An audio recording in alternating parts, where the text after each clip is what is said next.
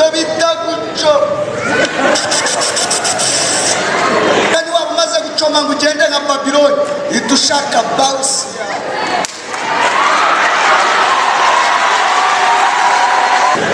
ngo ngwiki nakijijwe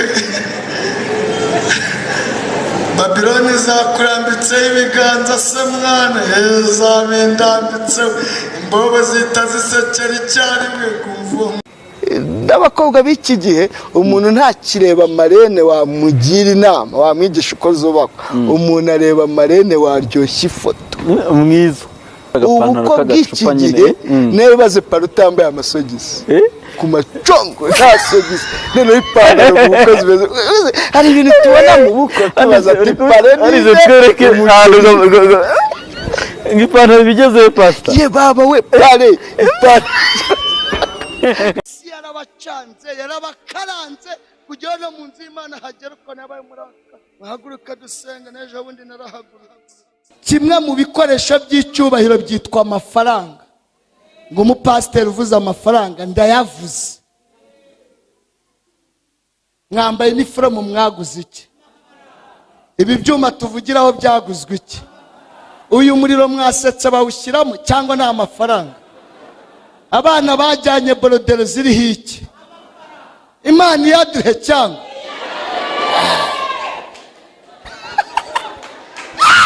ntago nigeze niba ariko uko nasaga narumye itabi ryaramennye amaso urana ndimo ndareba neza maze kumera nk'akana k'imyaka 18 rero utazampamagara ngeze muri 12 ubutaha ndagenda mbagata ariko nibyanditswe biravuga ngo no mu busaza bwabo bazagenda bagira amakakama y'itoto igikenewe no kwakira Yesu nigeze nsohoka mu rusengero umuntu akamubira ngo Yesu nashimwe mu roko kutaruherutse ntari kumva ko nta kintu cy'abandi njyana ubukwe bwo mu cyaro ngo wumve MC uyoboye gahunda avuga ati karibu karibu karibu karibu imyanya y'abavuye i Kigali yateguwe yateganyishwe karibu karibu komera data amashu mushimira kuri Kigali nubwo i Kigali uhaba utarasa ari ukugenda udafite iyujya ariko iyo watashye ubukwe mu cyaro karibu karibu imyanya y'abavuye i Kigali yateguwe yagiye mu cyaro amaminwa hari uwayaryaga si bayahaga ihene n'utunyana cyangwa bagacukura kobo bakayasukamo mu rutoki bagasukaho itaka ubu se hari uwayamena ujya kuri botike ukavuga ngo ndashaka salisa namba 2 bakaguha igikombe cy'amaminwa kawungi kamanu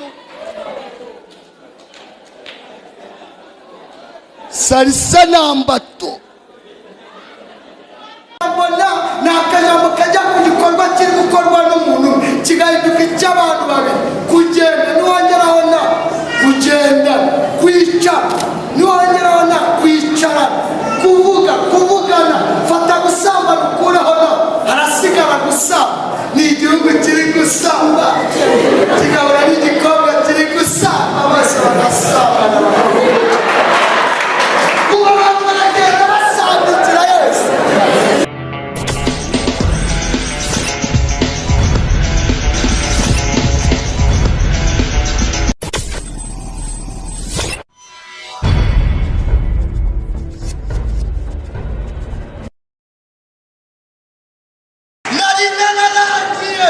cyo bita guco kandi wamaze gucoma ngo ugende nka Babiloni idushaka bounce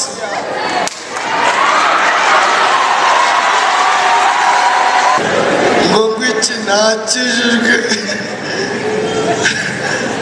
Babiloni zakurambitseho ibiganza se mwana heza bindambitseho imbobo zita zisekera icyarimwe kumva abantu barahumuye ntibakerekana amenyo kuko isi yarababaje merutse guca Nyabugogo imbobo twabanaga numvira ngo umwana pastor nasigusengeye mwana itamubaza ngo bimeze gute ahita ambwira ngo umubumbe wabaye danje mwana umubumbe wabaye da abantu bararakaye barahumuye barasiritse kugeraho umuntu mu matani mubwira ngo muhaguruke dusenge Babiloni zandangiye muze dusenge ku cyumweru narahumirisha nandika ibyifuzo niba ntarabyanditse narasibye meze uko n'abantu barahamuye mu iteraniro muhaguruka tubyine mubyine mwaje mwari mbese ukabona abantu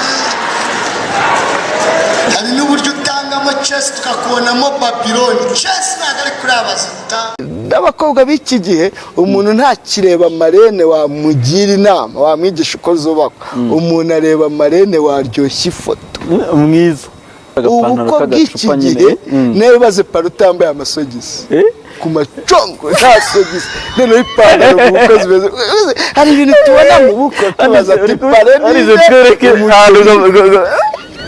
ngipana abantu rero ntacyo bakumari hari ugushinzwe ngo narabyaye ntibansura hari uwagutumye kubyara se wipfana igihe yoboka igihe yoboka igihe nutakiyoboka uravunika wikorera abantu bafasha hasi umenye kuri mu gihe uyoboka iki igihe iyo amafaranga yageze mu rugo abadamu bahita bamenya uko bita abatware babo mu kibosi iyo ataraboneka uba witwa iso ariko mwafungura iso murumva ataje hahandi utuye nyine muri ya manegeka uri guhirimanga inyuma y'inzu ugira ngo ugere mu rugo ariko mwafungura iso murumva ataje ariko ryaba ryabonetse usigaye ukora ku iboni mufungurire dadi kandi nta rimwe hari amazina bagiye batwita ahura n'igihe barimo wabaza ngo umuntu witwa nde ukumva arakubwira ngo nitwa Mbarimo Mbazi kahita wumva uyu musaza ajya kwita uyu mwana w'umusore cyangwa uyu mugabo Mbarimo Mbazi aho yari atuye hari danje hari n'ujya kumva ukumva aravuze ngo nitwa Nyirambegeti kibaza uyu mubyeyi ajya kwita umukobwa we Nyirambegeti byari byagenze gute shobore kuba yari yatiye ikidobo cyangwa injerekani yamenetse bari kuyimwishyuza ari ku gahare ko kwishyura injerekani akavuga ngo uyu mwana w'umukobwa mbyaye reka mwite Nyirambegeti wenda nakura azangurira ikidomoro sanga rimwe na rimwe hari amazina twitwa ariko ababyeyi bakaba barayatwise bitewe n'igihe barimo cyangwa aho batuye ubuzima babayemo. Amazina ya kabiri ni amazina twitwa n'ibyago ubishaka utabishaka ibyago birakubatiza iyo ukoze agisida ugacika akaguru bakwita ufite ubumuga kajoriti iyo upfushije umugabo bakwita umupfakazi ntawe warihindura nushaka ubujya Dubayi nushaka ubucururiza amatawusi nushaka ubujya mu Bushinwa turavuga ngo ni wa mupfakazi Yesu yagarutseho ntaho wariciki iyo wapfushije mbese papa wawe witwa imfubyi none se ubu ndihungire ndi imfubyi nyine naho nari kwepera ni pasiteri wa wundi w'imfubyi ndicikire hese ryaraje nyine.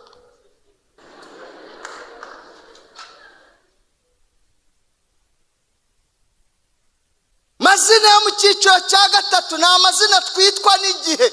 Igihe kirakwita ubishaka utabishaka ahubwo icyo usabwa ni ukumenya ko uri mu gihe ukayoboka igihe izina rikwise kuko iyo ushatse kurihakana birakuvuna. Niba uri umushomeri uri mu gihe cy'ubushomeri none se tugushyira mu itsinda ry'abakozi kandi uri umushomeri gihe kirakwita ahubwo icyo usabwa ni ukumenya igihe urimo izina igihe kikwisa ukaryakira ugasigara kuri rya jambo rivuga ngo kuko umwami Imana azantabara nicyo gituma namwara iyo ushatse guhangana n'igihe igihe kirakuvuna igihe kirakuvuna bisaba kuyoboka igihe kandi nta musada mu gihe urirwariza wipfana abantu rero ntacyo bakumari hari ugushinzwe ngo narabyaye ntibansura hari uwagutumye kubyara se wipfana igihe yoboka igihe yoboka igihe nutakiyoboka uravuga abantu bafasha hasi umenye kuri mu gihe uyoboka iki igihe.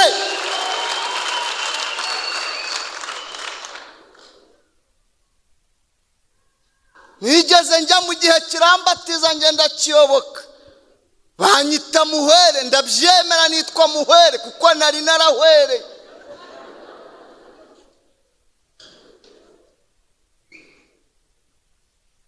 Buze nawe babwira subwa amazina mu gihe reka da twarara habanyise muhwere kubera inzara. Ubundi inzara murayizi, inzara irakwica abantu ari bakagira ngo uri kurunguruka, bakajya bavuga uriya muntu ari guhengereza iki. Ntacyo ahengereza, igihe cyamugezeho cyitwa inzara amaso arameneka. Niyo uhagaze uhagarara muri pozisiyo kubera inzara, igifu n'uburu ukabyegeranya, wanagenda ukagenda muri pozisiyo kubera inzara. Igihe ni igihe kirakwica.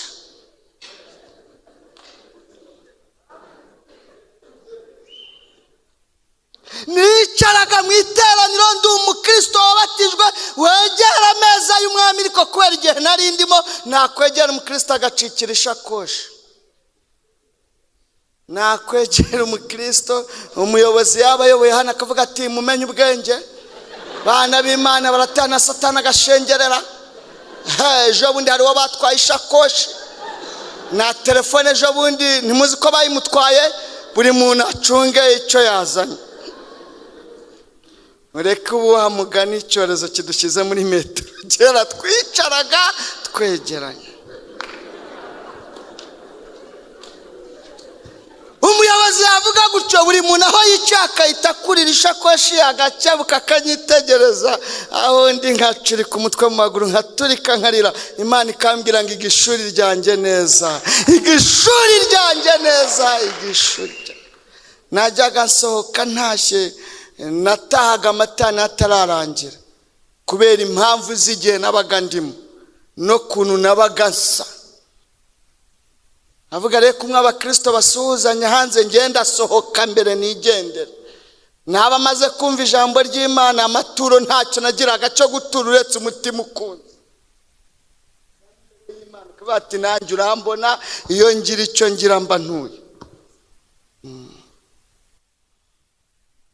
Igihe nagera ku muryango umudiyakoni masanze akampabera ngo Yesu ashimwe muroko, kutaruherutse se nahari kumva ko nta kintu cy'abandi nahanye, nkagenda ndira kubera igihe. Yoboka igihe, wipfana abantu. Wemera igihe urimo kari cyo urimo, ahubwo wikomeze kuwiteka uvuga ngo kuko umwami Imana azantabara, nicyo gituma namwara nkomera mu maso hanjye hakaba nk'urutare. Uwiteka niwe mungeri wanjye sinzakena. Bundi hari imirongo y'abantu batagangaye, imirongo y'abantu bagize gute, bakubise, bari mu gihe. Ariko haleluya, amazina yo mu cyiciro cya kane ni amazina twitwa n'ibyo dukora. Ibyo dukora bitwita akazi. Niba ukora mu rugo witwa umuyaya, byemere cyangwa umuboyi. Niba uri umufundi, uri umufundi. Niba wubaka, niba ufasha abubaka, witwa umuyede. Kazi ukora kakubati. Umunyonzi yitwa iki? Ko mutasubiza. Umumotari yitwa iki? Utwara imodokari yitwa iki? Ubu nge se nitwa nde? Pastor. Wabigwanyiriza hese.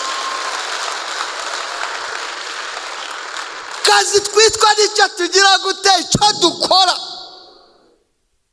Ariko haleluya, muri iri teraniro turaza gusenga tubwire Imana iduhe izina rishya. Gaciro k'izina ndaje byinjiremo. Yesu yavuze ngo agaciro ka mbere k'izina, izina Imana iguhaye rizana icyubahiro. Ariko haleluya, jambo rya kabiri, izina Imana banisi yarabacanze, yarabakaranze kugira no mu nzu y'Imana hagera uko nabaye muri akane. muhaguruka dusenga. N'ejo bundi narahagurutse mwandika ibyifuzo, niba ntarabyanditse narasibye.